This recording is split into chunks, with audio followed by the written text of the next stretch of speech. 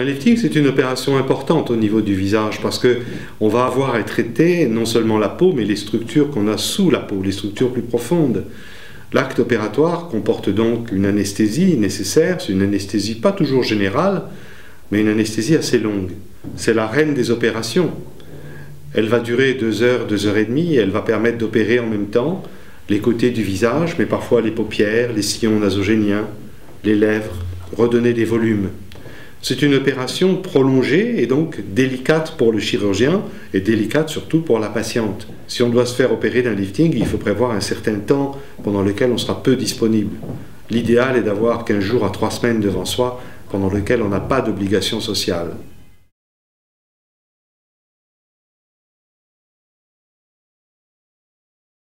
Les complications du lifting ne sont pas si fréquentes. Les principales complications sont les hématomes, c'est-à-dire du sang qui va se remettre à saigner sous la peau. Si c'est une petite quantité, si c'est des bleus, c'est pas grave, ça va guérir spontanément en une quinzaine de jours. Mais si c'est un hématome important, il faut que le chirurgien revienne, enlève le sang et coagule le petit vaisseau qui saigne. C'est pourquoi il faut rester hospitalisé pendant au moins 24 heures après l'opération pour que le chirurgien puisse vous surveiller. Une autre complication est l'édème, le gonflement très important. Il peut survenir 1 fois sur 3. Et ce n'est pas négligeable. Par contre, les complications à type de paralysie faciale, d'asymétrie, sont devenues très rares parce que les chirurgiens en France sont habiles et compétents et ils savent très bien ce qu'ils font. En plus, n'importe qui n'a pas le droit de faire un lifting. Une autre insatisfaction est que vous êtes trop tiré.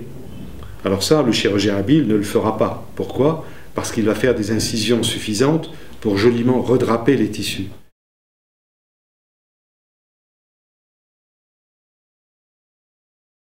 Tout ce qui est médecine douce a beaucoup apporté à l'apparence. Le botox permet de dérider le front, parfois le coin des yeux. Les produits de remplissage comme l'acide hyaluronique permettent de corriger les sillons nasogéniens, de gonfler un peu les lèvres, mais cela ne va absolument pas lutter contre la gravité et replacer les tissus de la joue au bon endroit, les remonter. C'est une action mécanique. On a besoin d'ouvrir, d'opérer, de retendre, de replacer les tissus en profondeur. Donc la médecine esthétique est une aide à l'amélioration de l'apparence, mais elle ne remplacera jamais le lifting. D'ailleurs, nous voyons de plus en plus arriver des patientes qui ont eu beaucoup d'injections, beaucoup de traitements de surface et qui maintenant, déçues, veulent une vraie action chirurgicale.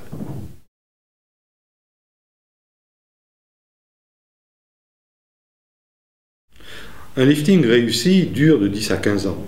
C'est vraiment extraordinaire et on n'est pas puni parce qu'on a eu un lifting, le visage ne va pas brutalement retomber. Le vieillissement reste progressif, on garde donc sans arrêt cet avantage de l'opération qui a été pratiquée. Pour que l'effet du lifting soit prolongé longtemps, l'idéal est d'éviter quand même le soleil, d'éviter le tabac, d'éviter l'alcool.